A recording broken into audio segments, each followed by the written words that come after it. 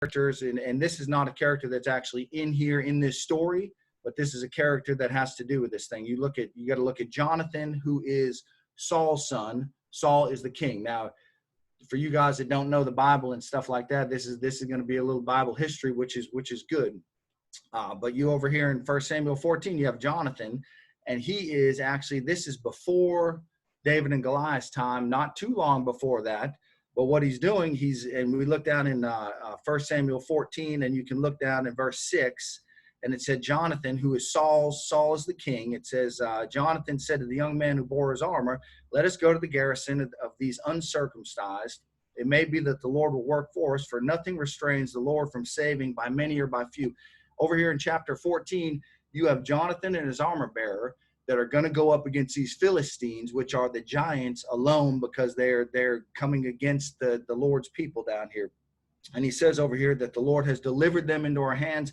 You have the Israelites that are hiding in caves. Now, these are God's people that are hiding in caves. They're hiding out. They're not doing what they're supposed to do. You have the Philistines that are coming up against them. Jonathan finally gets sick of it and says, look, we're going to step up. You and me, you and my armor bearer, or my armor bearer and I are going to get up, and we're going to go up here and we're going to take these Philistines. We're going to go on our own. It says the Lord has delivered them to us. And I'm telling you, when we decide, even when Jonathan just goes up just with his armor bearer, when we decide that the Lord is with us, and we believe that, and we understand that we can do anything through God, anything through his power in our lives. It doesn't matter when you look at the world and you look at all the people that are against us, and you look at all the things that are working against us right now.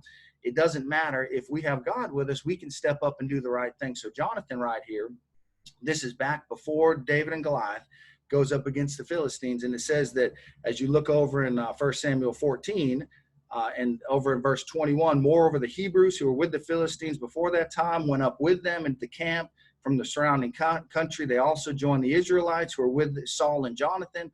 Likewise, all the men of Israel who had hidden in the mountains of Ephraim, when they heard that the Philistines fled, they also followed hard after them. The Lord saved Israel that day. So you have, just before this section, Israel had already defeated the Philistines. And they defeated the Philistines through just Jonathan and his armor bearer. Not a whole lot of people.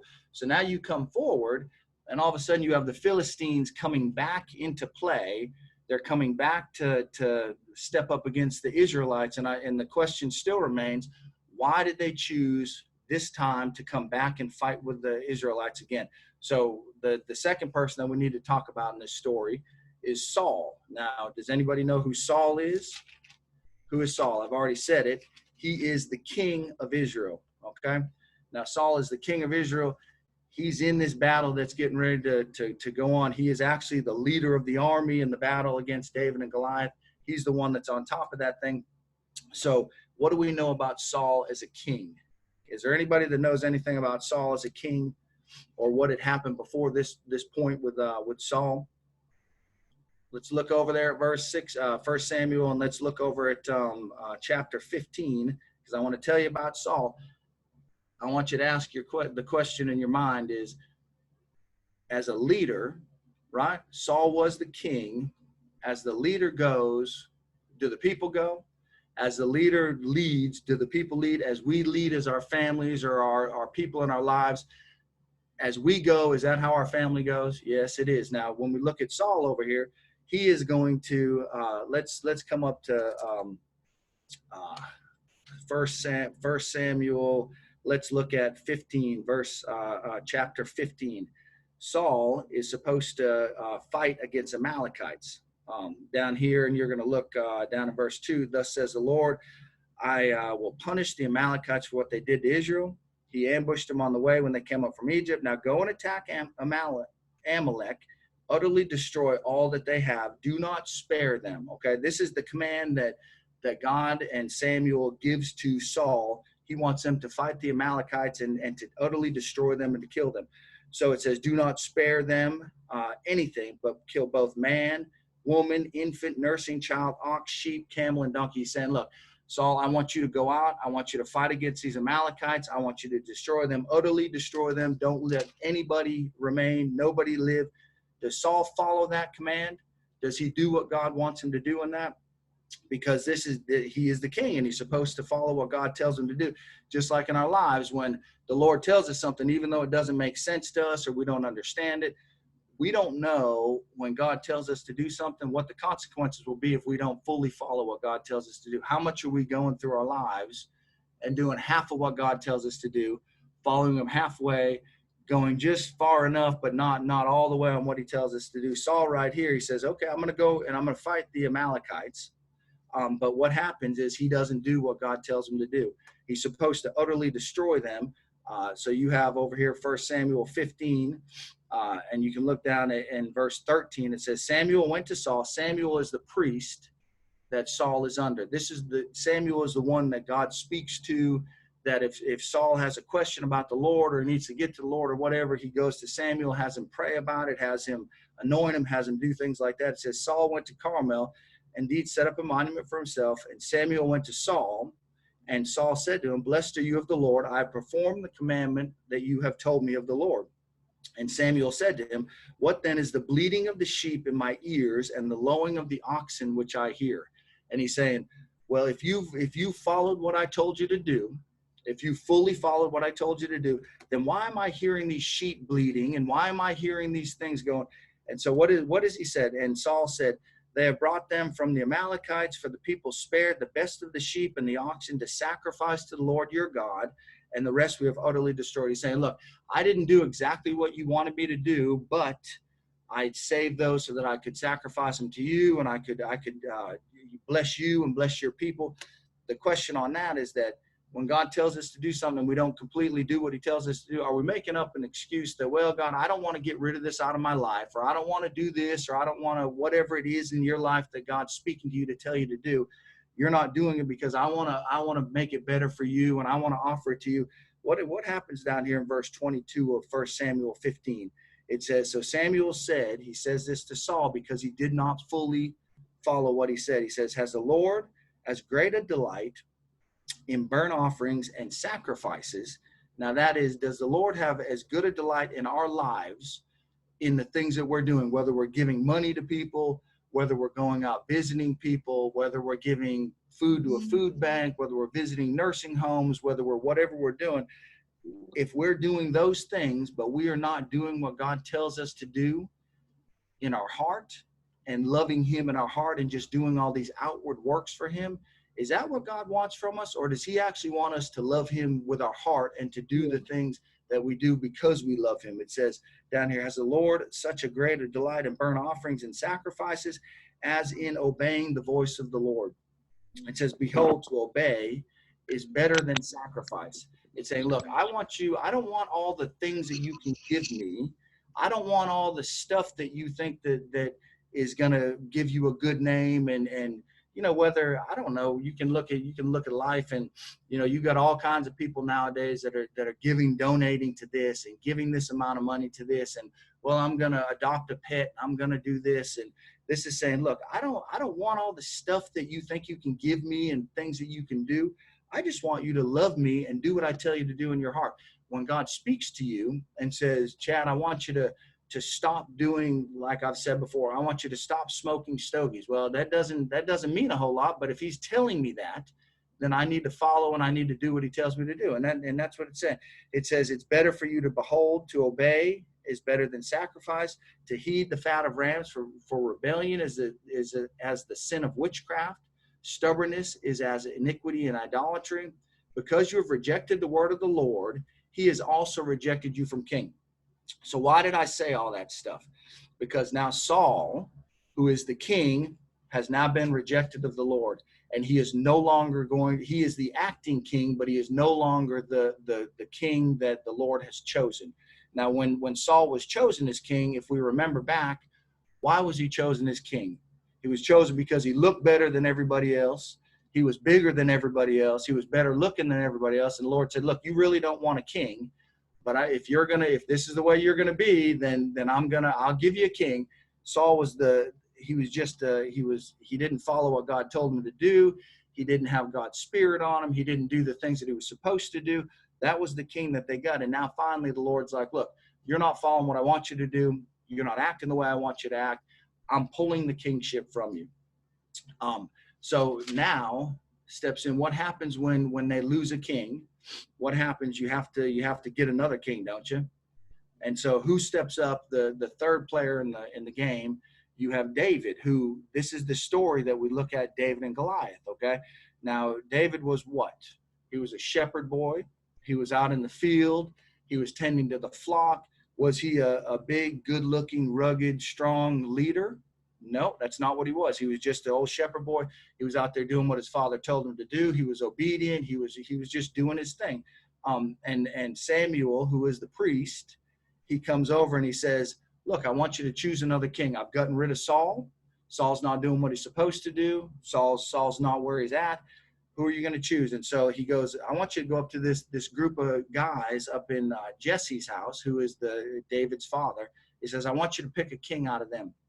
And so if you look over here in 1 Samuel 16, and we're building up to where we're going to be, but 1 Samuel 16, verse 6, it says, so it was when they came that he looked at Eliab and said, surely the Lord's anointed is before him. He said, look, this big, strong, good-looking guy, this is one of Jesse's sons. I'm bringing him before you. Surely this guy is the one that looks like he should be the king. He looks like he should be the king. Let me ask you a question. Does the Lord look at us?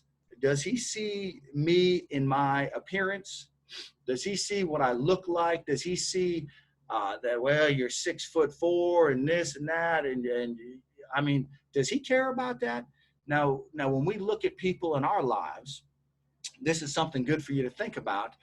How do we choose people in our lives? How do we choose to associate with people in our lives? Or how do we choose to love people in our lives? Or what do we look at what they look like? And, well, this person is this financial class, or this person is of this family, or this person is smarter than the other people, or this is a good looking person. We need to choose people that we associate with, not based on just what they have, right? What they look like, whatever they are. We need to look at people for their heart. Okay. That's how God looks at us. When he looks at us, he doesn't see the faults that we have.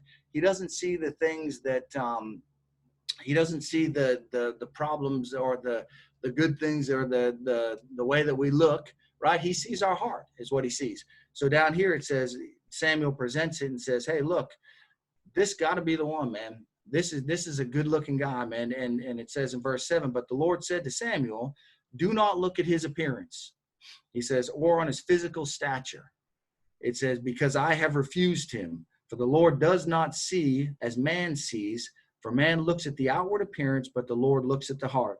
And it says down, as you go a little further down here, in verse 11, it says, Samuel said to Jesse, is there anybody else? Do you have any other kids? Because I know that the Lord told me to choose a king out of you guys. And it says, he said to Jesse, he says, send and bring forth. He said, I have this other kid. He's out there tending the sheep. He's tending the flocks, but he's just a little guy. There's no big deal about him. You know, he's out there. And Jesse says, Samuel says, well, bring him in, man. We're not going to sit down and rest until we bring him in. It says down here in verse 11, it says, send and bring him in, for we will not sit down till he comes. He sent and brought him in. Now he was ruddy with bright eyes and good looking, right? And the Lord said, arise, anoint him, for this is the one. He says, look, you had the one that was good looking. You had the one that was tall. You had the one, but he wasn't following me, or he wasn't doing what I wanted him to do. Now here is the one that you need. Here is the one that is going to lead you through. I know that he's small. I know that he's a little redhead. I know that he's a shepherd boy. I know that whatever, but he is your new king. You've got to look at the way the world looks at things, and you can look at me and you can see that I'm 6'4" and whatever. And you know, I feel good, man. I do. You look at whoever you want to look at. You look at Brent, and you can look at people that are smaller, and Brent's making fun of himself, and I've gained 2 pounds this week, and I've done this, and look, we don't need to compare based on our physical stature. Our standing with the Lord is not based on the way that we look or our size or anything like that. It's based on who we are and how much we love him with our heart. David was a man after God's own heart, right? Over there in Acts, it tells us God chose David because he loved him, and he knew he could trust him, and he knew he would follow him and do what he says. Down here, as you look further down, it says that was the one, and he anointed him. This is the one. He anointed him in front of his brothers. He anointed him in front of his family. And it says, the Spirit of the Lord came on David. So now you have the Spirit of the Lord that is on David. But down in verse 14, it says, but the Spirit of the Lord, this is in 1 Samuel 16, it says, but the Spirit of the Lord departed from Saul. Saul no longer has God's Spirit or his power working in him. David now has his power, God's Spirit in him. When we lose God's power in our life, when we lose God's Spirit in our life and his working in our life, what does that do to us? What does that allow us to do? We have no more victory, right? How easy does the Holy Spirit, after you're saved, does the Holy Spirit depart from you and you lose your salvation? No, you never lose your salvation. But do we feel closer to the Lord sometimes and then other times we don't? Yeah, you do. Do we lose God's power because we're not living or doing or studying the way that we need to? Yeah. How do we get that? We study, we pray, we try to stay on track, we try to stay doing the things that God has called us to do, right? And that's where David is now. So now you jump back over here. When you look at 1 Samuel 17, now we're in David and Goliath, right? Now we're at the battle. Now we're at the thing that's going to take place in the battlefield. And I ask you a question because we know who David is and who is the Goliath in our life. As we look at, and I just want to know, because as we study about what this Goliath is, who is the Goliath in our life? Who is the one in our life, whether it's the coronavirus, right? Whether it's a cancer, whether it's a financial thing, a job loss, whether it's a family problem, whether it's a divorce, what is that thing that is in our life that is stepping up to us and saying, you know what, man, you're a loser and you aren't going to make it. You can't make it. You're not going to do. And if we are not close with the Lord, right, I'm telling you, we've seen through this whole virus thing and the whole shutdown of the world and the whole deal that we can't depend on what the world has for us. We can't trust in what the world has for us. We can't trust in the financial structure of the world or the physical well-being of the world. Or we have all kinds of hurricanes, tornadoes, financial things, we got all kinds of stuff, man. But what is it that can keep us straight with God when we have his Spirit and we trust in him and we believe that he's the one that's gonna lead us, gonna take care of us? It doesn't matter what happens in this world, right? So you would think as you look at Israel and you look at Israel's people, when Goliath steps up and he says, "Hey, I'm here to fight," that you'd have to get in line, man. We got a bunch of people that are going to step up and fight, right? But we're going to look at what happens there because it just blows my mind that you can do this. But I'm telling you, as you look at your life and we look at things in our life, we think that we're big and bad until one thing steps up in our face and says, "Hey, where are you at now when this happens?" And do we shut down? Do we run? Do we do whatever? Yeah, we do, usually, unless we're close to the Lord. But it says now in chapter 17 of 1 Samuel, the Philistines gathered their armies together to battle. I say that what the question was before that was, why did they choose now to come and battle? They had just lost to Jonathan, Saul's son, not long ago. Why did they come to choose to battle now, just a little bit later? Well, do you think that they saw that Saul had lost the lordship and the Spirit of the Lord and that there was trouble in the upper echelon of the army and there was trouble going on, and they're looking at it and they're saying, you know what? Now's the time to strike, man. We just heard that Saul was not the king anymore, that they're having troubles over there in Israel, let's step back up and stand up and fight them. And the question in our life, who is it? Do you think that the world, when you look at the world and the people coming about you and against you, when we're doing our thing and all of a sudden we have turmoil in our life and turmoil in this, is it then that the world steps up and says, you know what, man, I see that Chad's having a hard time with this. Are they going to stand by us and encourage us? Or are they going to stand by us and hammer us? And even though they might do it under the auspice of, hey, I'm trying to help you, and do they really care about us, or do they really? Nah, they're trying to get us. And right here you have the Philistines now are stepping up and saying, hey, now is the time to strike, man. Now is the time to strike. As you look around and you look at the churches and the war that's going on between the government and the churches right now, the government and things that are going on with the Christians and people of faith. And they're saying they're at a vulnerable time, man. Now we can, with this coronavirus, we can keep them out of church. We can keep them away from this. We can do this and whatever we want to do. And they can't fight against us. Well, I'll tell you, we're stepping up. People are stepping up. They're doing different avenues and different things. The world cannot get us down as a Christian when we have the Lord in our heart, right? And when we're following his spirit in our heart. So we look at verse 17. The Philistines gathered their armies. They gathered in Judah. Now we got to realize that Judah is a portion of Israel. Okay, so not only are they stepping up to fight against Israel, which they just had lost to, and now feel a new rejuvenated strength. They're bringing the battle to Israel. They're bringing to it on their court and their territory. They step up, and it says, and Saul and the men of Israel. This is in chapter 17. The men of Israel were gathered together. They encamped on one side. The Philistines encamped on the other side to do battle. The Philistines stood on a mountain on one side. Israel stood on a mountain on the other side with a valley between them. So here you got the two forces coming together to get into this battle, to fight, right? You can look at this in your life. You can look at, as I'm standing here, and whatever it is on that other side that is standing up in our life. I don't care if it's your marriage or I'd say all kinds, your finances or your health or your kids, or what is it that's standing on the other side of that valley, stepping up and saying, we are going to take you down. Satan does not like us. He hates us. He wants to take us down, and he is always fighting against us, right? And always stepping up to battle us.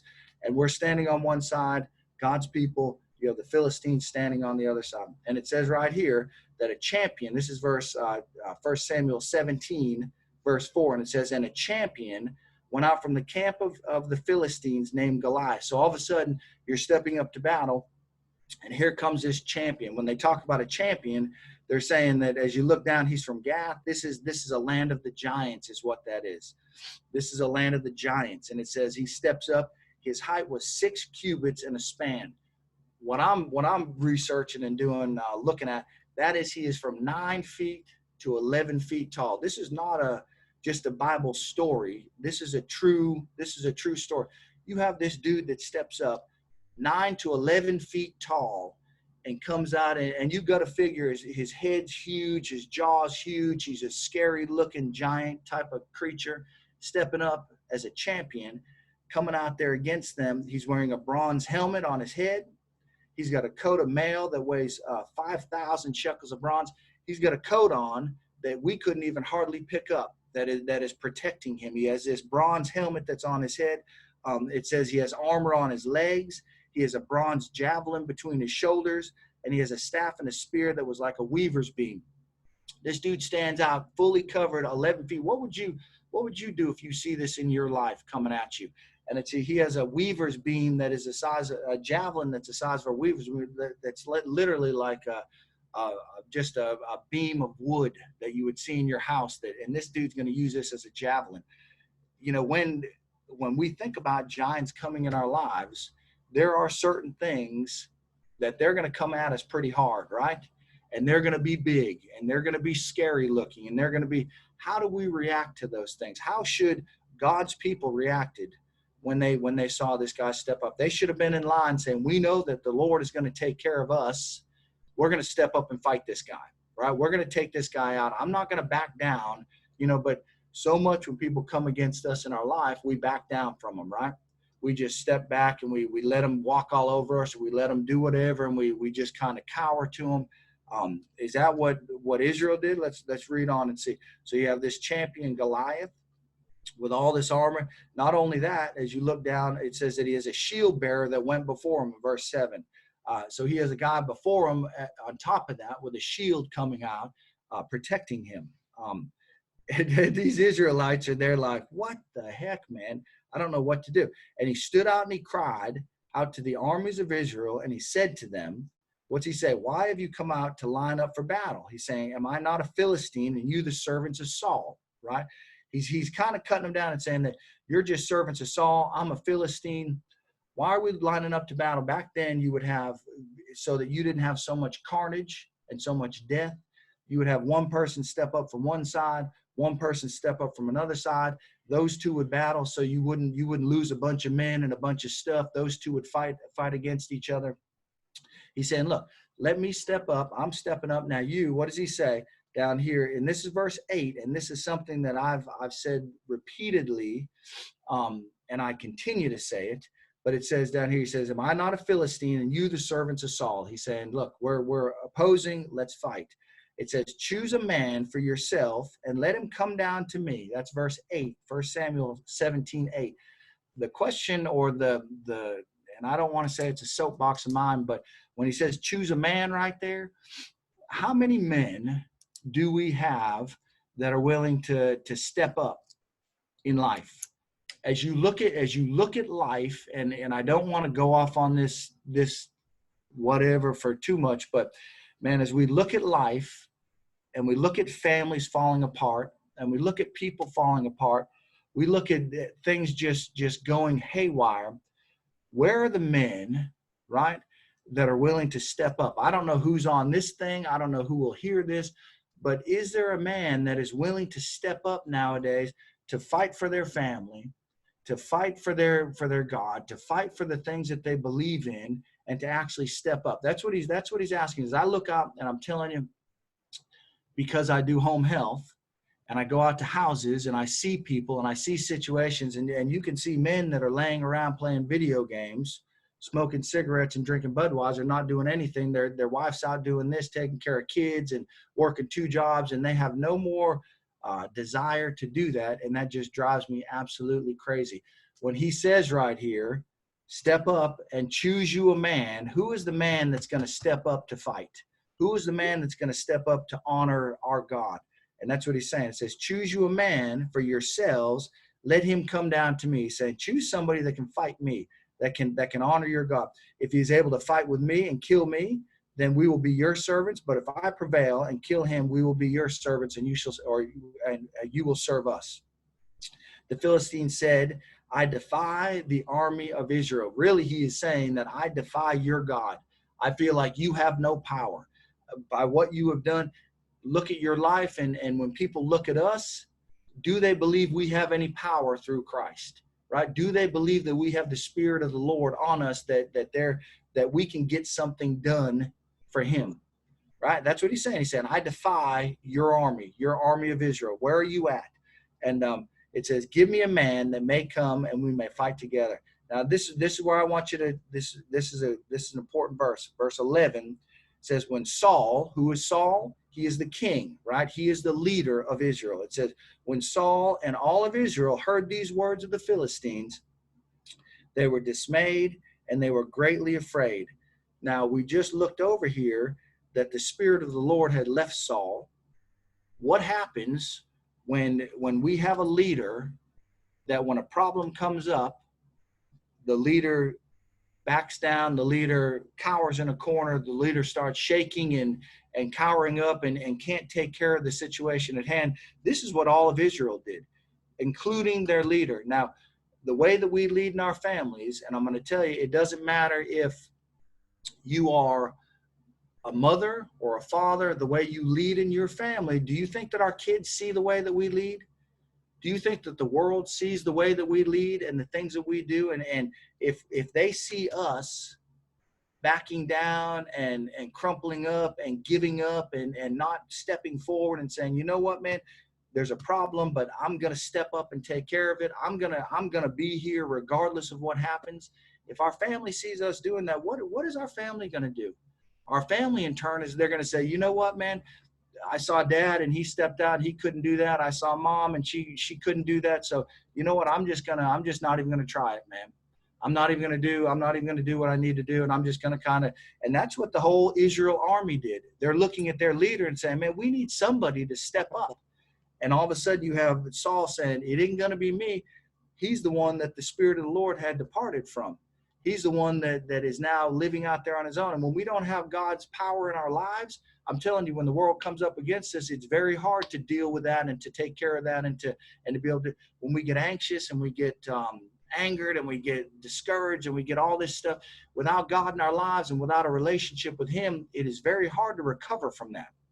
But if we can go to him and say, Lord, and what they should have done right there, instead of cowering And instead of just buckling up, they should have said, Lord, just like in the times past when they would say, Lord, be with us. Lord, are you with us? Lord, how do you want us to proceed? What do you want us to do? They should step up and say, Lord, what do we need to do with this? We got this big bully stepping up in our life, in our face, and he's challenging us. How should we deal with that? Well, they don't. They cower. And it says, now you come back in verse 12. It says, now David, who did we talk about David? He was the one that was anointed. He was the one that the Spirit of the Lord came on, right? He was a little ruddy guy that was out there shepherding the sheep, right? It says, now David, the son of the Ephronite of Bethlehem, whose name was Jesse, who had 8 sons. He wasn't even old enough to be in the battle, okay? He was the youngest of all 8 sons, not even old enough to be in the battle.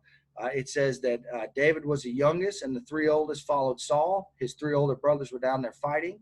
It says, and David occasionally went and returned from Saul to feed his father's sheep in Bethlehem. The thing that we don't have time to get into, when the Spirit of the Lord departed from Saul, he got this spirit that was an anger spirit, a spirit that would just well him up in him. David would come, play his harp. He would counsel him. He would do his thing. He would settle him down. He would just take care of the king.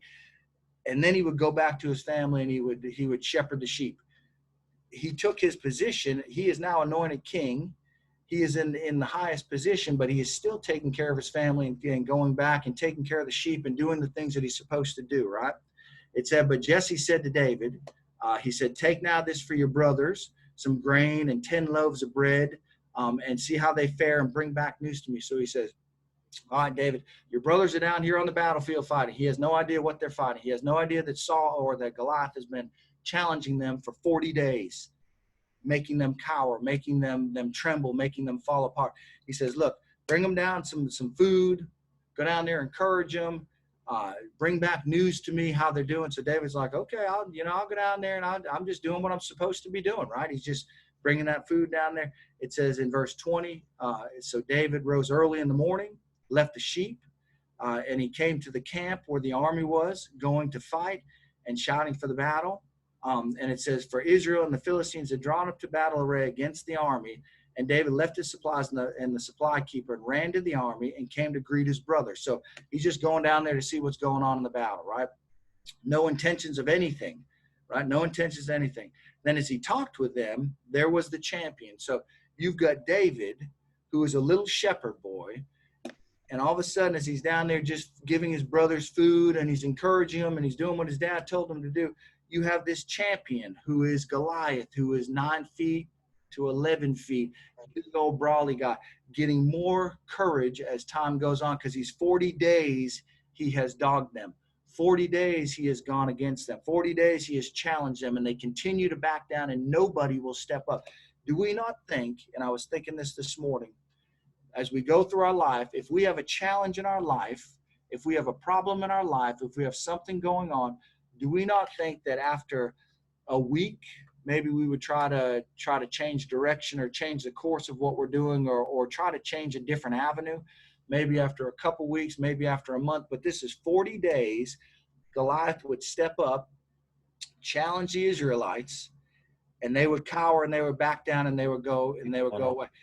What is it in our lives that you look at your whatever, your anxiety or your depression or your diagnosis or your finances and say, I'm going to just continue to do the same thing that I'm doing, and it's not working, and I'm just going to get lower and I'm going to get lower. And when is the time that we need to say, you know what, Lord, I've seen where I'm at in my life. I see the things that are going on. I see that things are not changing. They're just getting worse. Show me the way that I can step up and do something different in my life that will help me, that will bring me encouragement, that will change the situation that I'm in. If we continue to stay in the same situation that we're in, if we continue to go down the same path that we're going down, if we do not change anything in our life, do we think something's going to change in our lives? We need to take an offensive approach and do something that is different, not just stay and do the same thing over and over. When we have our anxiety and the stuff that goes on, as we don't change anything or don't try anything or don't come to the Lord and ask him to help us, that does not get any better. It only gets worse. And then before long, you can't get your way out of that thing, right? coming to the Lord. They should have come to the Lord day one and said, Lord, how do we deal with this big giant? How can we take this guy out? But they didn't. So anyway, you have David. He's down there at the camp just in time to hear this giant come out and say the same words. David heard him, and look, and it says, and all the men of Israel, when they saw the man, fled from him, where this man who had come up, were dreadfully afraid. So the men of Israel, have you seen this man who has come up? Surely he has come to defy Israel, and it shall be that all the man that kills him, the king will enrich with great riches and take care of all their taxes, right? Now, can you imagine David sitting there? His brothers are down at he thinks that they're going down there to battle. He thinks they're going down there at war, and all he sees them doing is every time this giant gets up, cowering in a corner, trembling, afraid, and doing nothing. What do you think that goes through his mind? He's a little shepherd boy, right? It says that you look down here at verse 26. David spoke to the men who stood by him, saying, what shall be done for the man who kills this? And it says, for who is this uncircumcised Philistine that he should defy the armies of the living God? This is where this is where the situation changes.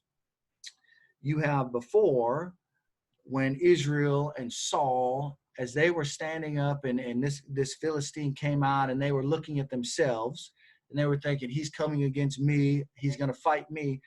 David doesn't look at himself right here, right? What does David see? He says, who is this uncircumcised, this foreigner that is coming up against, not me. He's not coming up against me. He's coming up against my God. He is actually ridiculing, defaming, mouthing off to my God. And he's like, you guys, what are you doing cowering down? Do you not have any faith? As we look at our lives and the things that go on in our lives, it's easy to have faith, right? It's easy to step up and say, I believe in God and I believe in what he's doing in my life and he can take care of my needs until the problem comes up. And then we realize where we're at when that problem comes up and are we really following God? And these guys, they just failed the test, man. But David says, who is this dude that is sitting there and he's defying the armies of the living God? Who is this guy?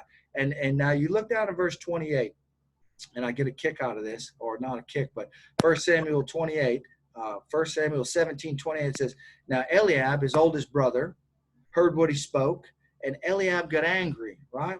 And was aroused against David and said, why'd you even come down here? And with whom have you left those few sheep in the wilderness? He said, I know your pride and the insolence in your heart, for you have come down to see the battle. What is his brother saying to him? His brother is cowering up in a corner, right? Not willing to fight, not willing to stand up, not willing to to lead, not willing to man up. He's in the corner. He has enough whatever to say to David, you left those few little sheep in the wilderness and you've come down here to see the battle and you've come down to do this. All you want to see is this great battle. Not realizing that they're cowering in the corner, and David's looking at this guy going, what battle are you talking about? You're a bunch of pansies, man. You guys are all hunkered up in the corner. What are you doing, man? Right? This is the world that comes against us.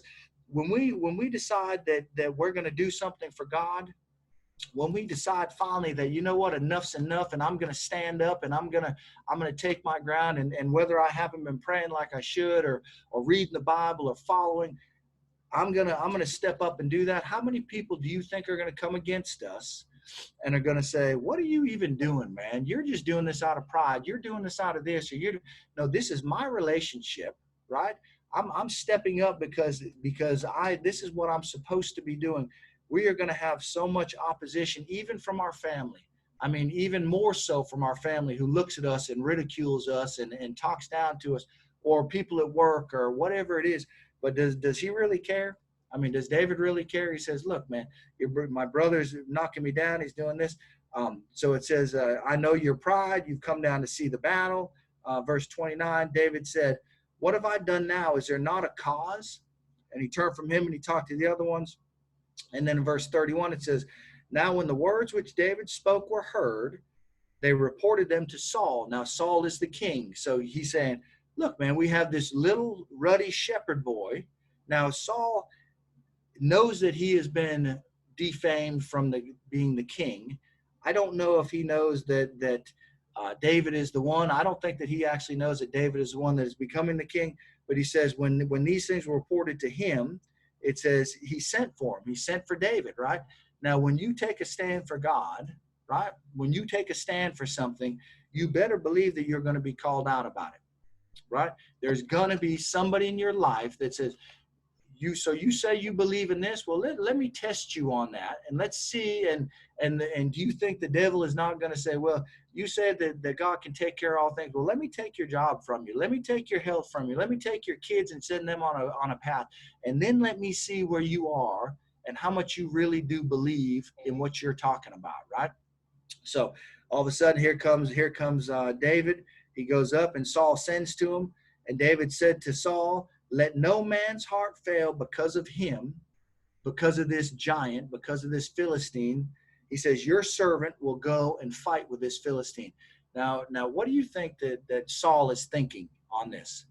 Saul is thinking, what? Are you kidding me, man? You got this little bitty, red-headed shepherd boy that's going to go out and fight this monstrous giant out here. You see this whole army over here that's cowered down and not doing anything, and me on top of that, I'm over here fearful and shaking and trembling, and this guy's laughing at us. You really think you're going to step up on that? And because of the way that David presented himself, if we present ourselves in a certain way, do you believe that people will believe what you say? If you say it in a manner that you are confident in what we speak, then people will believe that. And it says, Saul said to David, you are not able to go against this Philistine to fight with him, for you are but a youth. And he said, and he a man of war from his youth. He's saying, look, man, you can't go fight this guy. But David said to Saul, look, your servant used to keep his father's sheep, and a lion or a bear would come and take a lamb out of the flock. I went out after it and struck it, delivered the lamb from its mouth. Then it arose against me. I caught it by its beard. He's saying that he killed it. He says, your servant has killed both lion and bear, and this uncircumcised Philistine will be like one of them, seeing he has defied the army of the living God. He said, look, this dude is no bigger than these bears, these other challenges in my life, these things. What is David doing right there that we need to do in our life? When you think about this, what is he doing? He is coming and he's saying, I remember back when this went on in my life and when this went on in my life, and I know that things are going on, but I'm going to think back to when God delivered me from other times in my life, when God took me out, and I can remember back here when I was walking here and this came up against me, and I went to the Lord and he took care of that, right? That's what David's doing. We need to think back in our lives. Stop letting the things that are standing straight in front of us right now knock us down to the point where we have no faith in God and we can't move forward. Think back to the things, because I can think the whole string of the last 25 years of the way the Lord has delivered me, taken care of me, set me up. I mean, just done all kinds of things. And that's what David says. He says, look, this is no different than when God delivered me before, and I know he's going to deliver me again. So let me step up and take care of this situation, because I'm sick of people talking about my God and our army and making us look like a bunch of chumps, right? That's what he's saying. He says, there's nothing different. He says, seeing that he has defied the armies of the living God. Moreover, David said, the Lord who delivered me from the paw of the lion, from the paw of the bear, he will deliver me from the hand of this Philistine. God is the one who does the delivering. God is the only one that is able to deliver us. And we got to understand that. If we put our faith and trust in him, he will deliver us. If we are giving him honor in that thing, he will take care of us. He will lead us through. And it says in Saul, so what did Saul say? He said, Saul says to David, go and the Lord be with you. He's saying, okay, man, if you think you're man enough to step up, he said, you see this giant, you know the circumstance, you're believing in your God. He said, go and I believe that the Lord will be with you. He's saying the Lord be with you. So what did he try to do? Now this is interesting point right here. It says Saul clothed David with his armor, put on a bronze helmet on his head, he clothed him with a coat of mail. David fastened his sword to his armor and tried to walk, for he had not tested them. And David said to Saul, I cannot walk for these, for I have not tested them. And he took them off. Saul says, okay, if you're going to go, then you need to take the armor that I have, because you need to protect yourself in the world's armor. You need to protect yourself in the things that I have for you, and the things. and David put these things on, you got to figure that he's this. I mean, Saul is so much bigger than David. This stuff's hanging off him. It's dragging off him. It's doing. He's like, man, this is not me, man. I'm not trusting in the things of the world and the armor of the world. I'm trusting that the Lord is going to take care of me. And I'm not going to put on your stuff, because all this other stuff that I try to add to me and take away from the Lord, it doesn't help me. And he says, look, I'm taking this stuff off, man. And Saul said, go and the Lord be with you. So he took this off, and he said he took his staff. This is down in verse 40. He took his staff. He chose for himself 5 smooth stones from the brook, put them in a shepherd's bag and a pouch which he had, and his sling in his hand. That's all he took. Now, what were the tools that a shepherd used? He used his staff, right? He used his sling. I mean, that's about it. He protected his people. He protected his animals. He protected his stuff that he was over. He says, look, I'm not going to change. You know, why do we continually think there's a new avenue that we need to go when things are going well for us, right? We don't need to change the way that we're doing things. We don't need to change the way that we see things and try to meet up with the new times or the whatever. Man, if the Lord is working in our lives, then we need to remain and stay strong and stay steady in the things that he's doing. We know that reading the Bible works. We know that praying to God works. We know that having faith in him works. Don't change that and try to put on the world stuff and say, I need this. We talked about last week that the grass is always greener on the other side. And, oh, if I could just have this, and if I could just have that, and if I could just do this, my life would be so much better. No, what he's saying is that, look, I'm just going to keep on rolling in what God has given me. I'm going to use the things that I have at my disposal and the things that I have for me. And I'm just going to do my thing, man. And I'm going to fight this giant, and I'm going to fight it in the power of God. That's who I'm going to fight it. And I'm going to take care of it in the power of God. He says, all right, man, well, you go ahead. So now look down here. He took his staff and his sling, and it says in verse 41, 1 Samuel 17:41, the Philistine came and began drawing near to David, and the man who bore his shield went before him. Now, he sees that somebody's coming out to fight him, right? He sees that somebody's finally, after 40 days, stepped up to come fight him. So he gets his armor bearer, he gets his stuff, and he starts coming forward. And it says, and when the Philistine looked up, right, looked about, he finally looks up because he's in battle mode. He looks up and he saw David, and he disdained him, for he was only a youth, ruddy and good looking. He's like, what is this little kid coming to the battle for? What does this guy think he can do to me? And he laughs at him. And should we take things for granted and people for granted and things for granted? No, you shouldn't do it, man, because you never know what somebody has. You know, you never know what they're looking at. He says he looks at him. The Philistine said to David, he said, am I a dog that you come to me with sticks? Right? He's saying, am I a dog that you're going to take that staff and you're going to hit me in the leg with it? You're gonna do whatever. And he says the Philistine cursed David by his gods. Now, so this is the Philistine that now he curses David by his gods. He says, and that's saying that he's making fun of David's gods, and he is lifting up his God, saying, can you believe that they're going to send this little kid to me? Curse David by his gods. The Philistine said, come to me, and I will give your flesh to the birds of the air and the beasts of the field. He's saying, come at me, and I'm gonna take you, and I'm gonna so destroy you so quickly that I'm gonna give your stuff and give your flesh to the birds of the air. I'm gonna completely and utterly destroy you. You have no stand against me. I'm telling you, when the world looks at us as Christians and they look at us, what do they look at? They look at that we are failing, that we have lost, that we are never gonna prevail, right? How long has it been since people have been trying to knock out the Bible, trying to get rid of the Lord, trying to get rid of God's people? It just doesn't happen. But that's what he's looking at, and he's saying, look, man, I'm taking you out right here. You have no way, no ability to stand against me. Now look what David's response was. This is verse 45. David said to the Philistine, as he's coming at this giant, who this Philistine is probably 5 feet taller, double David's size, I would say. He says, you come to me with a sword and a spear. You come to me with what the world has. You come to me telling me there's no way that I can't do it, and with a javelin. But what am I coming to you with? He says, I come to you in the name of the Lord of hosts, the God of the armies of Israel, who you have defiled. I'm coming to you in the name of my God. Look, whatever it is in our life that is bringing us down, that is uh, causing us anxiety, depression, we cannot come to that in the name of the world. We have to come to that in the name of God, because there is nobody else that can take care of us, take care of the situation, other than God, other than what he tells us. And he says, I'm coming to you in the name of my Lord, my God of Israel, who you have defiled.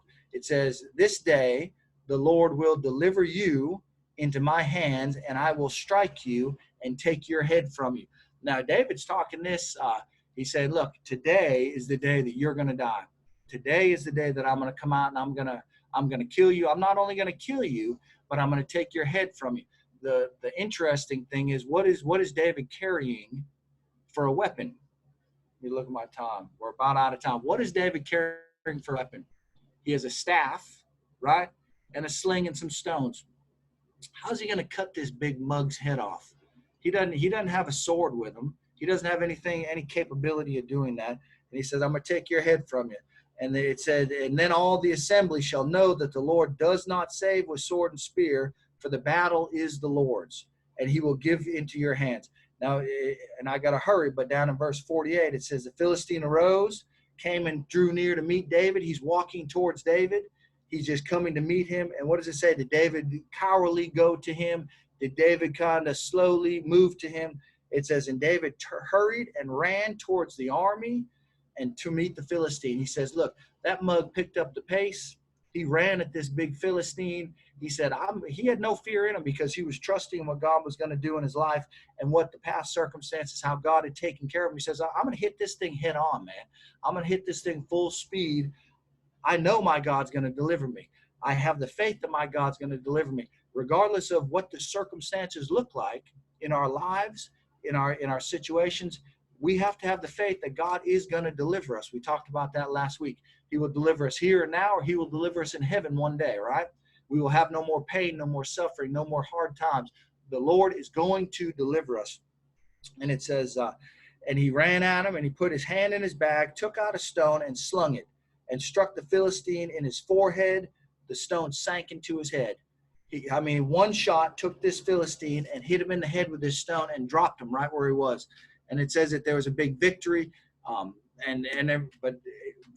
Verse 51, therefore David ran, stood over the Philistine, took his sword and drew it out of his sheath and killed him and cut his head off with it. He literally took his sword out of the Philistine's sheath. The Philistine didn't even take it out because he didn't even think he was going to need it. David took it out of his own sheath and cut this mug's head off, and then took his head and dragged it around with him as a victory, to say, look, this is what God can do. That head had to be about half the size of David, just the head of the Philistine that he cut off with his own sword. And that brought a great victory. Again, you have the Israel army. When they saw that encouraged them. They all ran after the Philistines. They went after them and did their thing. Who is it in our life, or what is it in our life that is discouraging us, taking us down, making us anxious, making us depressed, making us give up, whatever it is? And how do we take that on? I just want to encourage you today that we need to bring it to the Lord, right? We need to give power into him and trust that he is going to prevail. He is going to help us. He is going to save us. He is the only one that can protect us and carry us through to victory. That's as much time as we have. But this story just tells you that it doesn't matter the circumstances that are stacked up against you, or whatever the world looks at, or the situation looks at that we're facing. God is greater than that, and God can take care of that. All right, I gotta quit.